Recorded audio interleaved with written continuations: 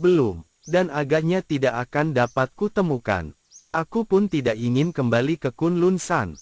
Nona, mengapakah mereka itu semua memperebutkan rahasia itu? Sampai mati-matian dan saling bermusuhan. Gadis itu menggerakkan alisnya dan memandang pemuda ini dengan heran. Engkau benar-benar masih hijau. Sudahlah.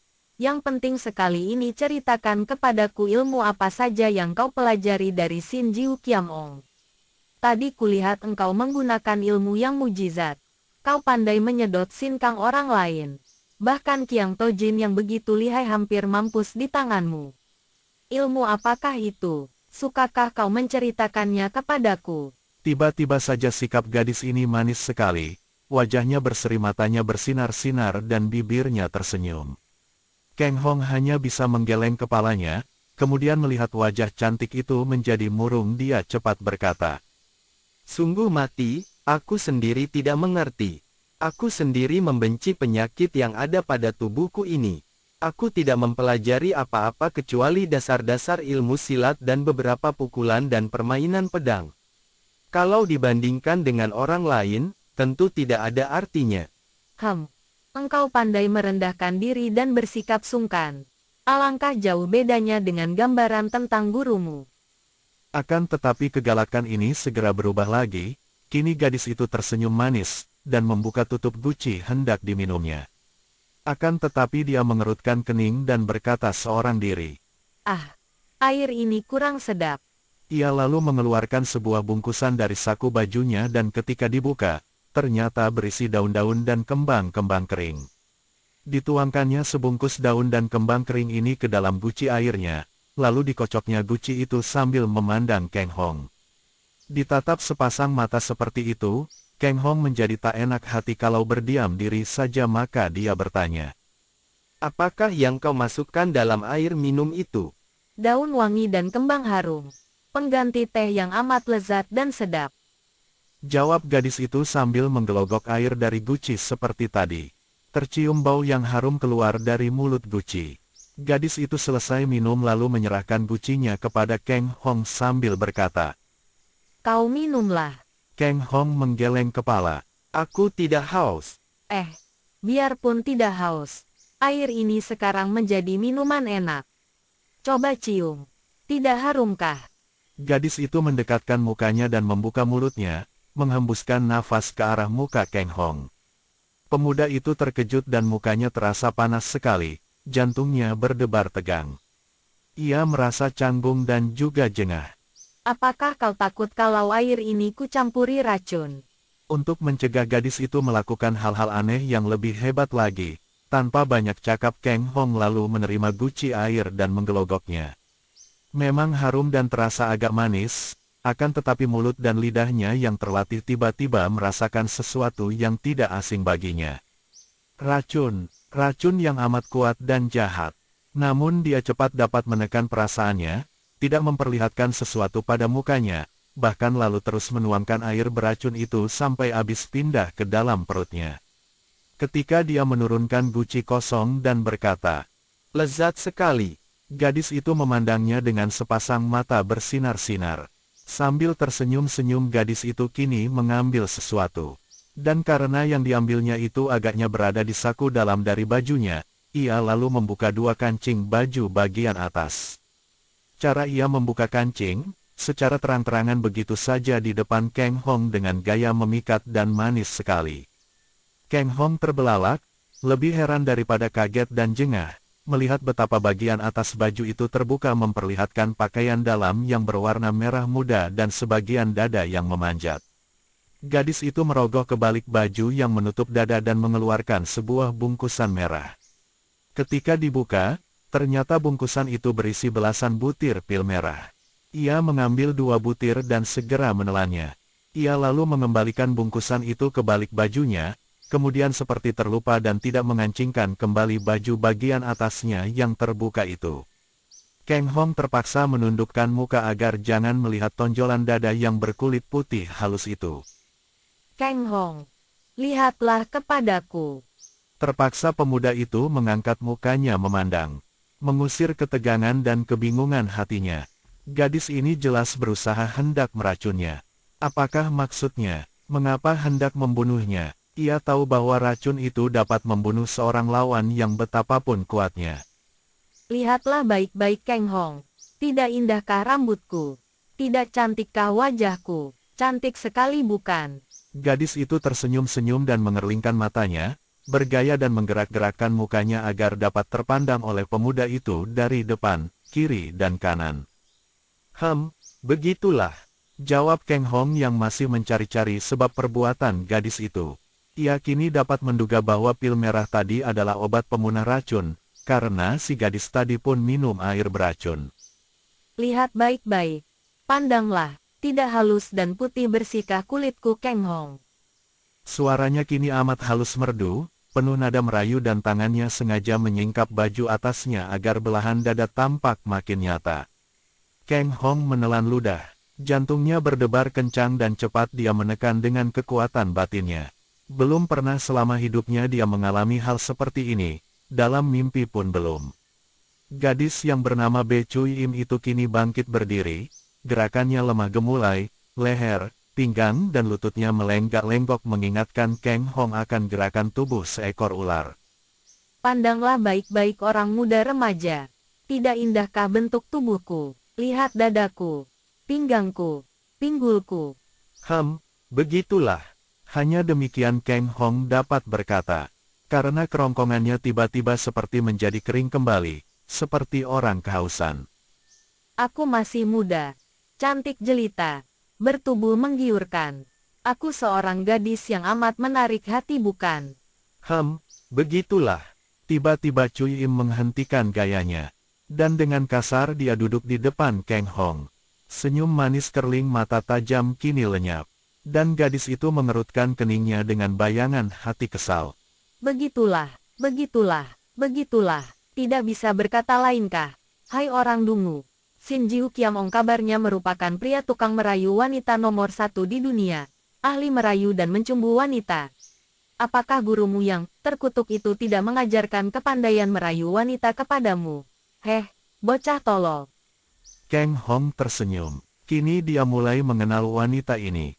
Wanita yang cantik jelita, namun wanita yang amat berbahaya, seperti seekor ular berbisa. Timbul pula kegembiraannya karena terhadap seorang wanita seperti ini, dia tidak perlu bersikap canggung, malu-malu atau takut-takut. Ia menggelengkan kepala dan tersenyum mengejek. Kau sudah mau mampus. Tahukah? Kau calon bangkai makanan cacing. Hendak kulihat kemana perginya wajahmu yang tampan itu kalau sudah digerogoti cacing nanti. Kau tahu bahwa engkau telah minum racun. Di dalam air tadi, tolol.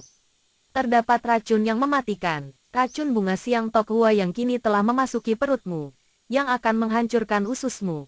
Membuat isi perutmu menjadi busuk. Tahukah engkau, dan obat pemunahnya hanya berada padaku. Obat pemunah pil merah seperti yang kutelan tadi.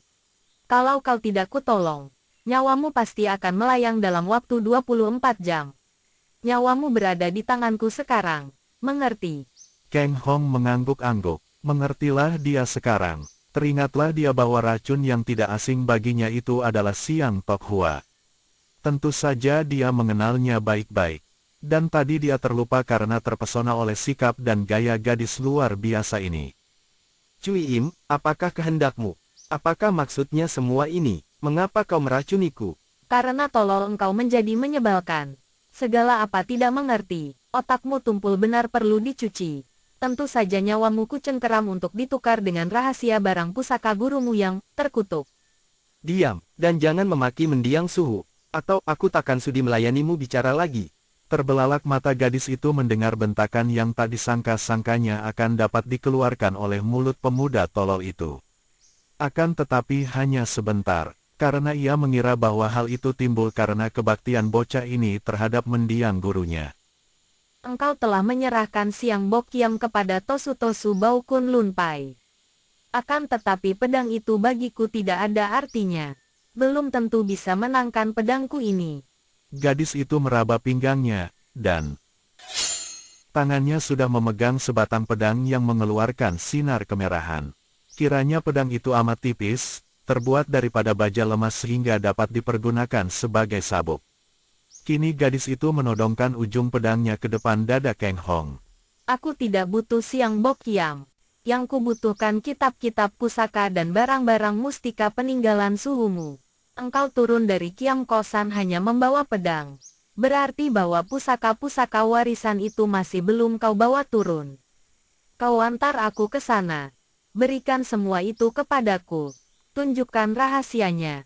Dan mungkin nyawamu akan kubebaskan. Dan selain itu, kalau kau tidak terlalu tolol, kita dapat menjadi sahabat baik. Kang Hong bukan seorang bodoh, sungguh pun kelihatannya dia ketolol-tololan.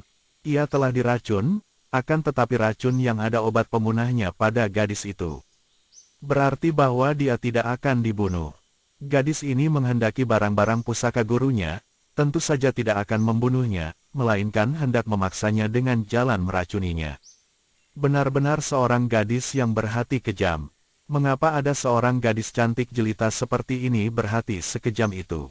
Ia merasa penasaran sekali, dan perasaan inilah yang mendorongnya untuk menyaksikan lebih lanjut, sampai di mana kekejaman gadis ini dan apa yang akan dilakukan atas dirinya. Aku tidak menerima warisan pusaka-pusaka yang kau maksudkan, dan aku pun tidak tahu rahasianya. Kau masih berani menyangkal dan menolak permintaanku.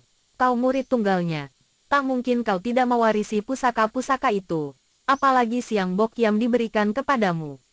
Ingat, nyawamu berada di tanganku tahu. Andai kata engkau memberontak, engkau pun tidak akan mampu menandingi pedangku. Andai kata kau mempergunakan ilmu mujizatmu dan berhasil melarikan diri. Dalam waktu sehari semalam ususmu sudah hancur berantakan dan nyawamu pun takkan tertolong. Jangan bodoh Kang Hong. Lebih baik engkau menuruti permintaanku agar engkau tetap hidup dan menikmati kesenangan bersama aku. Cui Im, engkaulah yang bodoh dan mengecewakan hati. Mengapa engkau menurutkan nafsu buruk hendak menginginkan barang orang lain? Kalau engkau suka menurut nasihatku, insyaflah dan sadarlah bahwa engkau terseret oleh nafsumu menuju ke jurang kesesatan. Urungkan niatmu yang buruk itu karena sesungguhnya aku benar-benar tidak pernah melihat di mana adanya pusaka-pusaka peninggalan suhu. Aku tidak berhasil mencarinya dan aku tidak berbohong.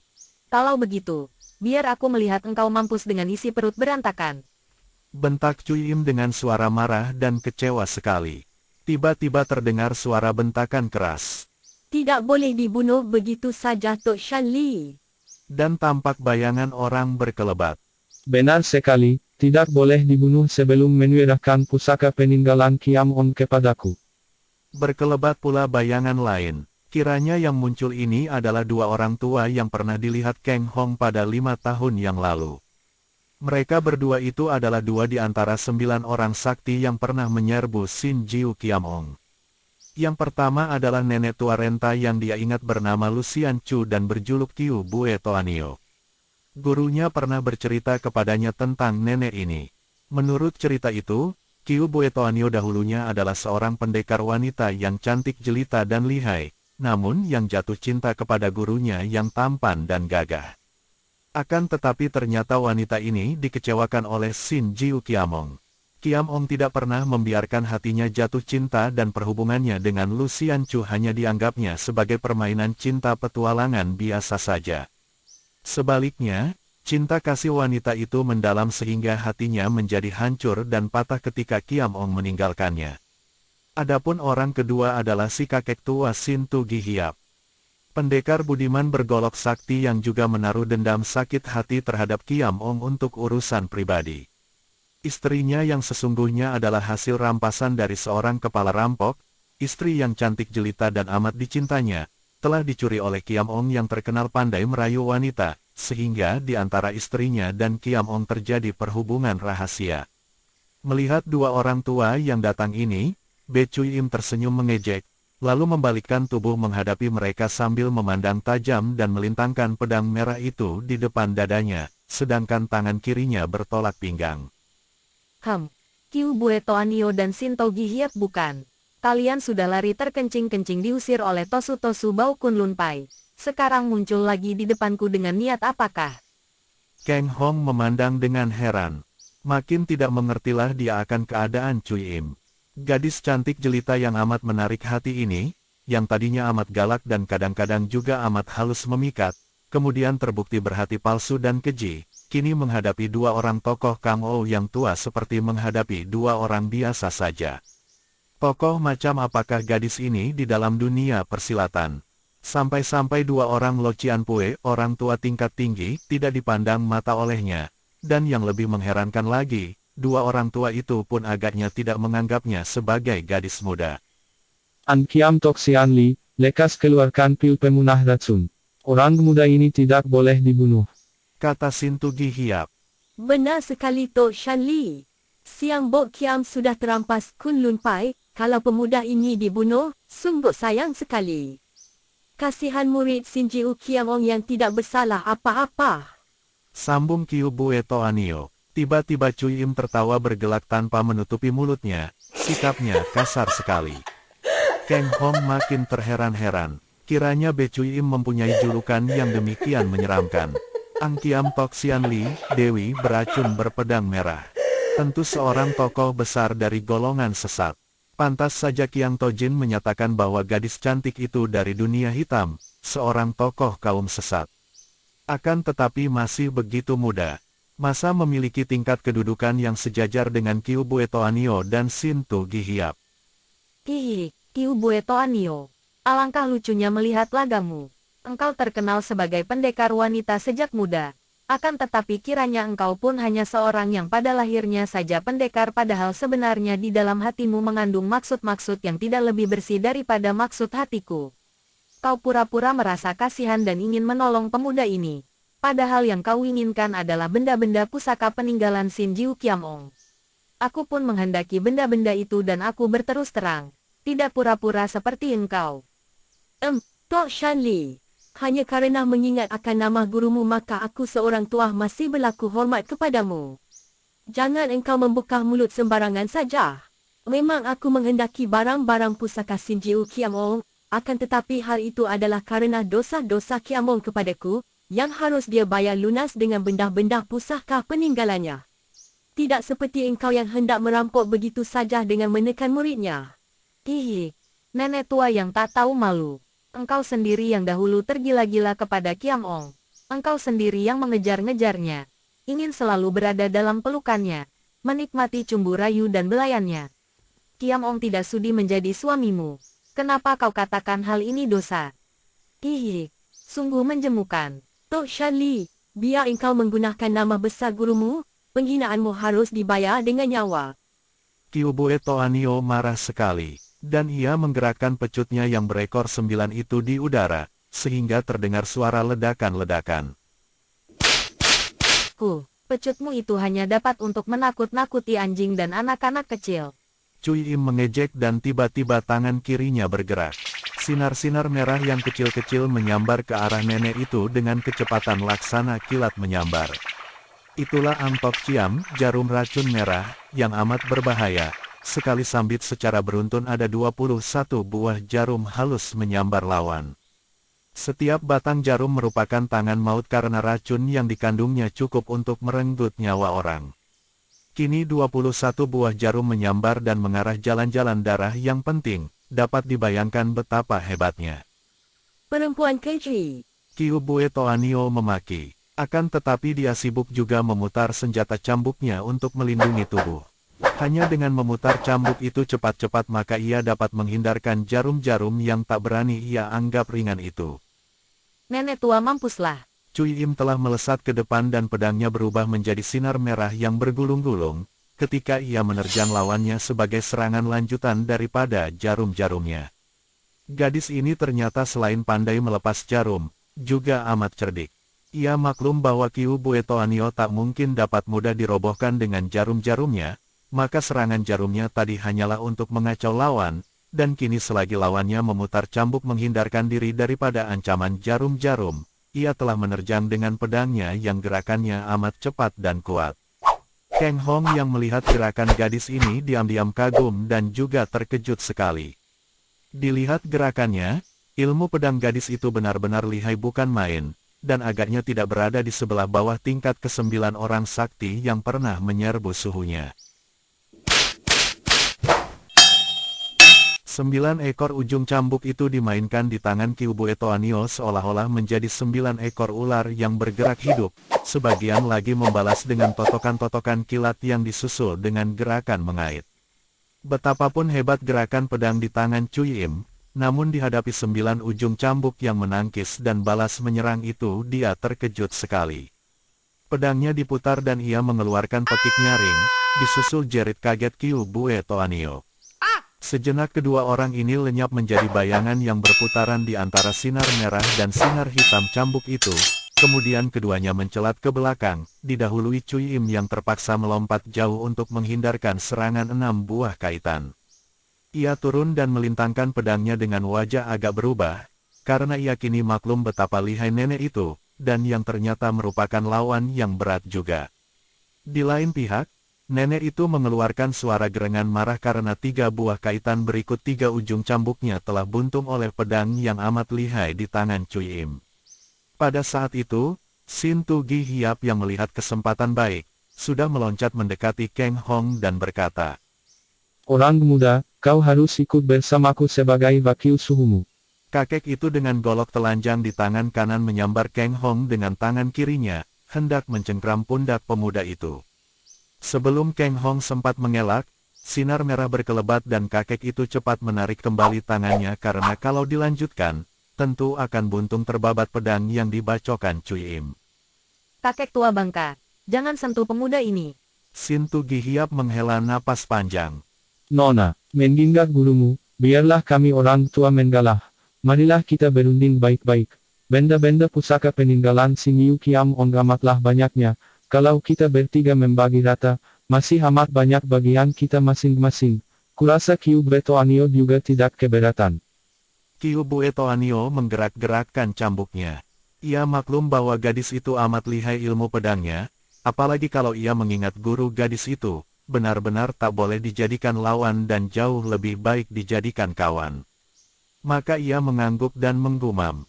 Asal orang muda tidak kurang ajar terhadap orang tua, aku pun bukan seorang serakah yang ingin memiliki seluruh pusaka. Cui Im melangkah maju mendekati Kang Hong, lalu memegang tangan pemuda itu dengan tangan kanannya yang menyembunyikan pedang di balik lengan. Kalian mau enaknya saja. Siapa yang lebih dulu mendapatkan murid Sin Jiu Qiam Ong ini? Aku. Kalau kalian semua lari terbirit-birit diusir Tosu-Tosu Kun Lun Pai, aku malah membiarkan diriku dijadikan seorang tawanan. Setelah aku berhasil mendapatkan pemuda ini, kalian masing-masing mau minta bagian. Benar-benar tak tahu malu. Tiba-tiba gadis itu menggerakkan tangan kiri, membanting sesuatu di depan 2 orang lawan itu dan terdengarlah ledakan keras diikuti asap hitam mengebul. 2 orang tua itu adalah orang-orang sakti yang sudah berpengalaman.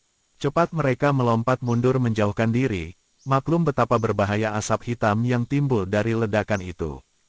Dan memang tepat sekali dugaan mereka, karena kalau keduanya tidak menjauhkan diri dan sampai menghisap asap hitam itu, nyawa mereka terancam maut yang disebar oleh asap hitam yang amat beracun itu. Ketika mereka meloncat dengan jalan memutari asap itu, ternyata Cui Im dan Kang Hong sudah tidak kelihatan lagi bayangannya. Kurang ajar, mari kita kejar. Qiu Buetoanio berseru dan menggerak-gerakan cambuknya yang tinggal berekor 6 itu. 2 orang tokoh lihai ini lalu melesat dan melakukan pengejaran, akan tetapi karena mereka berdua tidak melihat ke jurusan mana larinya Cui Im, mereka mengejar secara ngawur dan ternyata mereka menuju ke jurusan yang berlawanan. Kalau Cui Im yang mengempit tubuh Kang Hong lari ke selatan, mereka mengejar ke barat.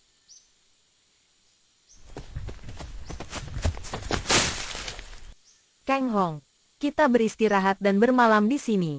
Kata Cui Im sambil melempar tubuh Kang Hong di atas rumput hijau dalam sebuah hutan.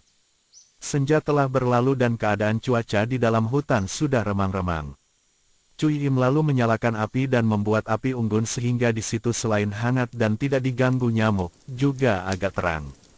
Kemudian gadis cantik itu duduk mendekati Kang Hong yang bersandar pada batang pohon. Kang Hong, waktumu sudah terlewat sehari.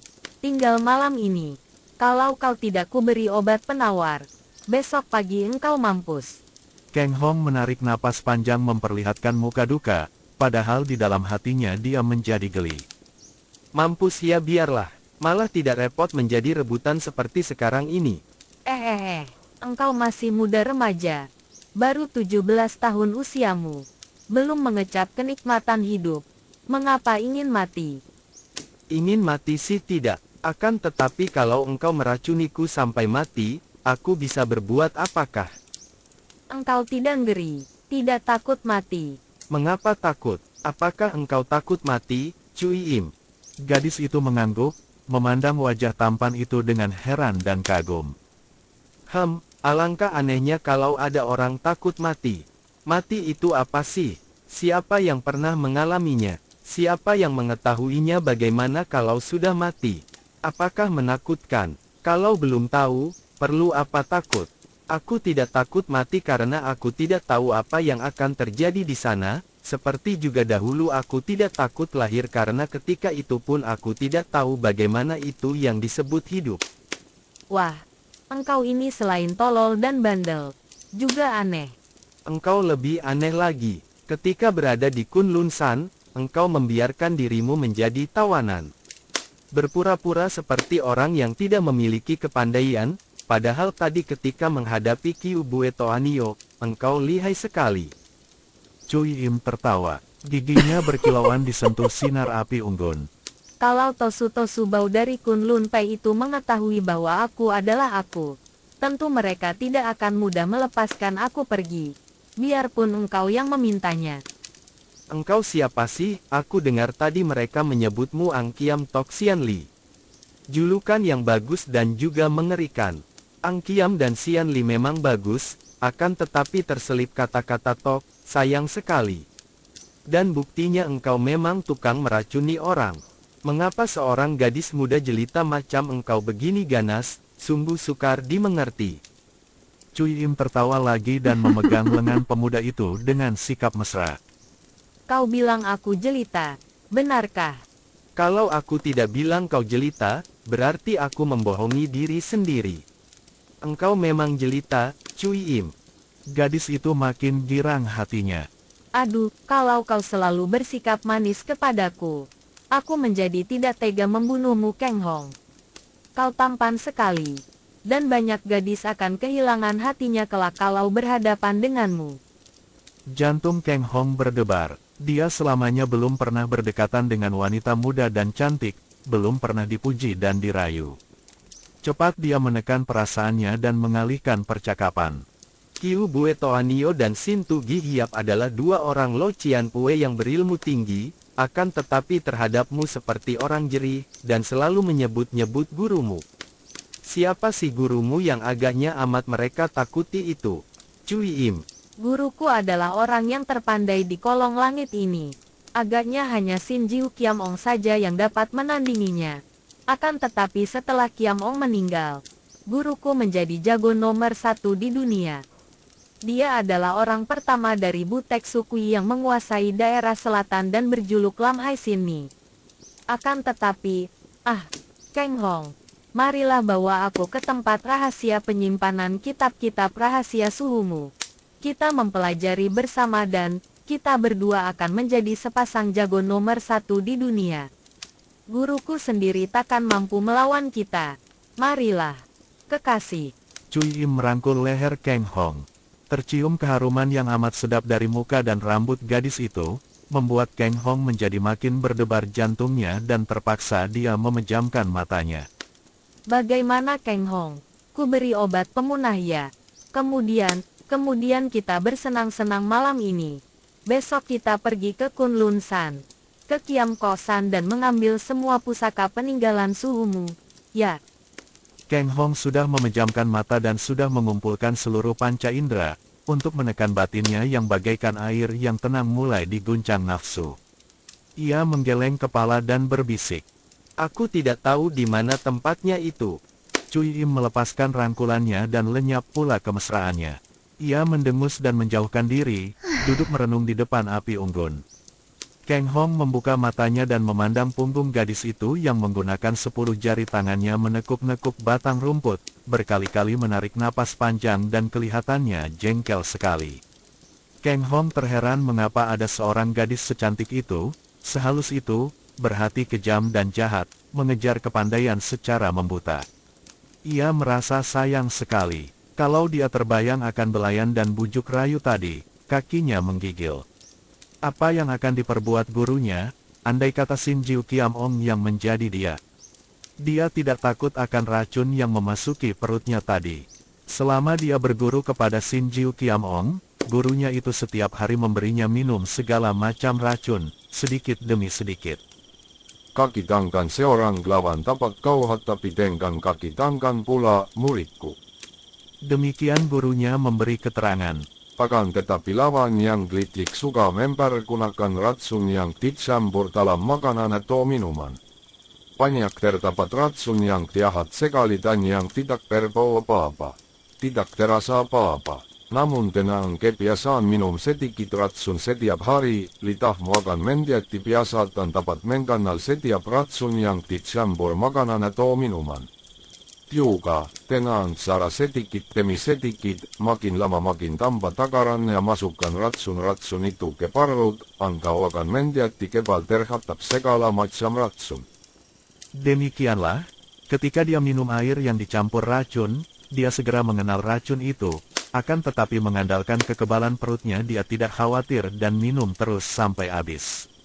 Dengan sinkang yang disalurkan ke perut, dia tadi telah mengumpulkan racun di perutnya dan dalam perjalanan tadi, ketika dia dipanggul Cui Im, diam-diam dia telah memuntahkan kembali racun itu sehingga kini perutnya bersih daripada racun. Kembali Kang Hong memperhatikan Cui Im. Kini gadis itu agak miring duduknya sehingga tampak dari samping wajah yang cantik itu. Wajah yang disinari api merah, sedikit tertutup juntaian rambut hitam, benar-benar amat mempesonakan. Ketika tiba-tiba gadis itu menoleh ke arahnya, seolah-olah terasa pandang matanya, Kang Hong cepat meramkan matanya. Dia memang lelah dan mengantuk, maka kini dia mengambil ketetapan hati untuk meram terus dan tidur, tidak lagi mempedulikan gadis itu. Kang Hong. Pemuda itu membuka matanya dan memandang gadis yang bersimpuh di depannya. Enak saja kau tidur. Abis mau apa lagi? Mengapa kau mengganggu orang tidur? Gadis itu makin gemas. Orang ini sudah terkena racun, sudah menghadapi kematian, namun masih enak-enak saja. Biarpun seorang di antara tokoh-tokoh besar di dunia Kangou macam mereka yang disebut Lo Cianpue, kiranya akan menjadi gelisah dan akan berdaya sedapat mungkin untuk menyelamatkan nyawanya. Akan tetapi pemuda ini enak-enak saja tidur. Selain heran dan penasaran, juga dia menjadi kagum dan makin tertarik karena sukarlah mencari seorang pemuda setenang ini. Ataukah memang karena tololnya, dia tidak menghendaki kematian Kang Hong, karena kematian pemuda ini tidak saja akan membuyarkan cita-citanya mendapatkan kitab-kitab simpanan Kiam Ong, juga gurunya akan menjadi marah sekali kepadanya. Apa yang ia harus lakukan untuk dapat membujuk pemuda ini? Kang Hong. Apakah kau tidak merasa sakit? Kang Hong menggeleng kepala. Perutmu tidak mulas. Racun itu tentu telah mulai bekerja. Kembali pemuda itu hanya menggeleng. Kau memang aneh, karena umurmu tinggal malam ini. Biarlah kuhadiahi engkau arak wangi yang kubawa. Jarang ada orang kuberi arak ini. Kalau bukan orang yang kusenangi. Engkau senang kepadaku. Cui Im memandang dan melempar kerling memikat, senyumnya kini manis sekali. Ah, betapa bodohnya engkau Kang Hong. Aku senang kepadamu. Aku cinta kepadamu. Masih butakah matamu? Aku tidak ingin melihat engkau mati besok. Engkau ingin memaksa aku mencari pusaka suhu. Bukan tidak ingin melihat aku mati. Betul juga. Akan tetapi aku cinta padamu. Kau seorang pemuda yang jantan. Tabah dan luar biasa. Mari, kuhadiahi engkau arak wangi. Cui Im mengeluarkan sebuah guci arak kecil dari balik bajunya, membuka tutupnya dan terciumlah bau yang amat wangi, seperti puluhan macam bunga wangi dikumpulkan dalam guci arak itu. Kang Hong tidak banyak cakap lagi, namun dia haus dan bau arak itu amat sedap. Ia menerima guci itu dan menodongkan ke mulutnya. Racun atau obat penawar? Tanyanya sebelum minum. Cui Im makin kagum. Di dunia ini tak mungkin menjumpai orang seperti pemuda ini. yang begitu tenang dan dingin menghadapi ancaman racun, padahal pemuda itu sudah mengenal namanya sebagai Tok Xianli, Dewi Beracun. Hebat bukan main. Kalau arak ini beracun bagaimana? Ia bertanya memancing. Racun pun boleh, asal enak diminum. Aku sudah diracuni, ditambah lagi sedikit atau banyak apa bedanya? Jawab Kang Hong lalu meminum arak itu dari guci. Lidahnya segera dapat merasa bahwa di dalam arak ada racunnya, akan tetapi racun ini berbeda dengan racun tadi. Racun yang berada di dalam arak ini racun yang amat halus, bahkan bukan racun cair karena begitu diminum, racun itu menjadi segumpal hawa yang harum. Dia tidak tahu racun apa ini, akan tetapi dia mengerahkan sinkangnya menerima racun itu dan membiarkan gumpalan hawa wangi itu berkumpul di dalam dadanya. Setelah guci kecil itu kosong, baru dia mengembalikannya kepada Cui Im, dan mengusap mulut dengan ujung lengan bajunya. Cui Im memandang dengan mata terbelalak, kemudian dia tersenyum-senyum ketika melihat pemuda itu menyandarkan diri di batang pohon dan meramkan mata seperti orang mengantuk. Ia percaya penuh akan kemanjuran racun araknya dan mengharapkan hasil, sekali ini. Arak yang dicampur racun itu amatlah kuatnya dan merupakan arak buatan gurunya yang ampuh sekali. Bukan racun untuk membunuh, melainkan racun untuk pembangkit berahi, racun perangsang yang dibuat dari beberapa macam lalat dan semut dicampur sari bunga-bunga wangi. Penduduk kepulauan di selatan mempergunakan sebagian kecil saja dengan cara pembuatan sederhana untuk meracuni kuda yang hendak dikawinkan. Tanpa racun ini, sukar mengawinkan kuda betina. Kini, yang diminumkan oleh Cui Im kepada Kang Hong merupakan sarinya, kerasnya bukan main dan kiranya cukup untuk pembangkit nafsu berahi 20 ekor kuda. Kang Hong yang meramkan mata itu sesungguhnya tidak tidur. Dia mendengarkan gerak-gerik Cui Im yang menurut pendengarannya seperti orang gelisah. Akan tetapi dia tidak peduli dan meramkan mata, mengheningkan cipta dan mengerahkan sinkang untuk menahan gumpalan hawa beracun yang aneh itu. Ia tahu bahwa racun ini amat berbahaya, sungguh pun dia tidak tahu bagaimana bahayanya. Tubuhnya menjadi panas, padahal racun itu masih tertahan olehnya. Ia menanti saat baik untuk menghembuskan keluar racun itu di luar tahu Cui Im, karena dia pun hanya ingin melihat apa yang akan dilakukan gadis itu selanjutnya. Akan tetapi, apa yang akan dihadapinya sungguh di luar dugaannya sama sekali. Lewat tengah malam, Kang Hong yang mengantuk itu tiba-tiba mendengar panggilan yang mesra dan halus, dibisikkan dekat telinganya. Kang Hong, Kang Hong. Ia membuka matanya, api unggun masih menyala, dan di antara sinar merah api itu, dia melihat Cui Im merangkul dan membelainya, lengan yang telanjang membelit lehernya seperti ular, dada yang tak ditutupi apa-apa membusung dan menekan dadanya sendiri. Gadis itu memeluk dan membelainya dalam keadaan telanjang bulat. Kang Hong membelalakan matanya, mulutnya ternganga dan dapat dibayangkan betapa kagetnya ketika pada saat itu Cui Im mencium mulutnya yang sedang ternganga itu sehingga mulut mereka bertemu seperti guci arak dengan sumbatnya. Karena kaget, Kang Hong mengeluarkan suara "ah" dari dadanya, dan segumpal hawa racun wangi yang dia kumpulkan dan tahan dengan kekuatan sinkang telah terhembus keluar, memasuki mulut Cui Im yang terbuka dan langsung ke dalam dada gadis itu. Ai! Cui Im menjerit dan terjengkang ke belakang. Ia terbatuk-batuk, memegangi leher yang serasa tercekik, tubuhnya menggeliat-geliat seperti seekor ular terkena api. Kang Hong memandang dengan mata terbelalak, setengah kasihan, setengah geli bahwa tanpa disengaja racun itu meracuni Cui Im sendiri, juga setengah kagum menyaksikan betapa tubuh yang indah itu menggeliat-geliat seperti itu. Harus diakui bahwa selama hidupnya belum pernah dia menyaksikan keindahan tubuh seperti tubuh Cui Im. Dalam mimpi pun tak pernah. Kini barulah dia mengerti mengapa mendiang Sin Jiu Kiam Ong, suhunya, dikatakan mata keranjang dan tukang memikat wanita. Kiranya tubuh indah dan wajah cantik seperti yang dimiliki Cui Im inilah yang membuat suhunya seperti itu. Hati pria mana takkan tertarik? Bukankah keindahan wanita memang khusus diciptakan untuk menarik hati pria? Kerbau, kuda, burung dan segala macam binatang tentu akan tertarik akan keindahan wajah dan tubuh seorang wanita. Tamase alam yang indah, memang minda kita pandang tan kagumi. Bunga-bunga cantik wangi, memang minda kita pandang tan ciumi. Wanita-wanita cantik jelita, memang minda kita cinta dengan kasih mesra. Engkau bahagia dalam hidupmu kalau tidak tertiarat cinta kasih yang mendalam, muridku.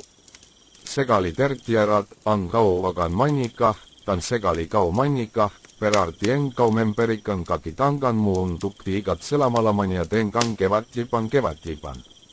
Karena itu jauhkan diri daripada ikatan cinta kasih yang mendalam, sungguh pun engkau telah berhubungan dengan banyak wanita.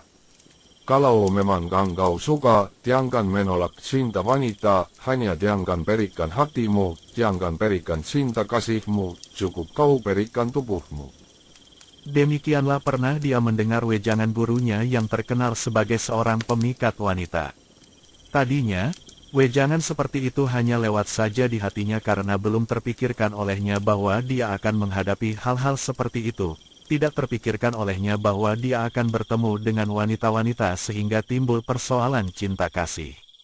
Akan tetapi sekarang, baru saja dia turun dari Kiam Kosan, dia telah bertemu dengan hal yang dikatakan suhunya itu. Kini Cui Im tidak menggeliat-geliat lagi seperti cacing kepanasan. Gadis itu masih terengah-engah dan memegangi lehernya, kemudian mengangkat mukanya memandang Kang Hong. Rambutnya yang terurai itu sebagian menutupi mukanya. Mukanya merah sekali, bibir dan rongga mulutnya yang agak terbuka lebih merah lagi. Matanya memandang penuh gairah, hidungnya berkembang kempis seakan-akan terlalu sempit liangnya untuk jalan keluar pernapasan. Kang Hong, Kang Hong. Cui Im yang tadinya berlutut itu kini merangkak maju menghampiri Kang Hong, kemudian menubruk pemuda itu, merangkul dan menciumi sambil membisikkan kata-kata yang tidak ada artinya, kemudian tangannya meraba-raba ke arah kancing pakaian Kang Hong. Kang Hong menjadi geli hatinya dan di luar kesadarannya sendiri, dia membiarkan semua perbuatan Cui Im. Ia teringat akan gurunya, teringat akan nasihat gurunya, dan timbul watak petualang yang memang terdapat dalam sudut hati setiap orang manusia, yang membuat dia ingin mengalami segala macam hal. Kang Hong tidak menolak segala keinginan Cui Im, dan membiarkan diri sendiri menjadi murid yang melayani segala kehendak Cui Im yang sedang diamuk nafsu berahi yang dirangsang oleh hawa racunnya sendiri. Cui Im sama sekali tidak mengira bahwa akan menjadi begini urusannya. Bukan hanya dia sendiri menjadi korban racunnya, bahkan tanpa diketahui olehnya atau oleh Kang Hong sendiri, di dalam hubungan mereka itu pun timbul pula daya sedot mujizat dalam tubuh Kang Hong, sehingga setelah lewat malam itu, Cui Im terkulai seperti orang kehabisan tenaga, setengah pingsan di atas rumput. Adapun Kang Hong yang sudah membereskan pakaiannya sendiri, enak-enak saja nongkrong di bawah pohon dan membesarkan api unggun. Hanya wajahnya yang tampak kemerahan dan segar. Pandang matanya berbeda dari kemarin karena ini pandang matanya menjadi masak. Kang Hong mulai lewat tengah malam tadi telah berubah dari kanak-kanak menjadi seorang laki-laki dewasa. Agaknya benar seperti diramalkan Tian Seng Cinjin ketua Kunlun Pai, bahwa bocah ini akan lebih hebat dari Sin Jiu Kiamong. Kang Hong. Suara itu terdengar lemah, namun penuh rayuan, penuh cinta kasih, keluar dari mulut Cui Im yang menggeliat seperti seekor kucing kekenyangan. Kemudian dia bergidik, merasa betapa dinginnya hawa pagi dan agaknya baru disadarinya bahwa ia bertelanjang. Dengan malas Cui Im menyambar pakaiannya, mengenakan sejadinya, kemudian tiba-tiba ia meloncat dengan pakaian kusut dan rambut masih terurai lepas, meloncat ke dekat Kang Hong yang masih enak-enak membesarkan api unggun. Kang Hong, kau, lekas. Kau telan pil pemunah racun itu. Sudah pagi, celaka. Terlambat sudah, aduh. Kang Hong kekasihku. Cui Im menangis terseduh-seduh dan merangkul leher Kang Hong. Kau ini kenapa sih? Kang Hong bertanya tak acuh. Kenapa? Kau masih enak-enakan saja, dan racun itu. Engkau berada di ambang maut dan obat pemunah tidak ada gunanya lagi. Kau akan mati Kang Hong.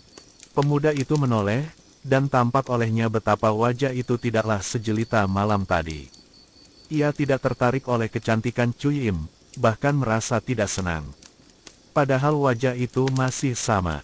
Dan mengertilah dia akan keterangan suhunya tentang perbedaan antara cinta sejati dan cinta nafsu.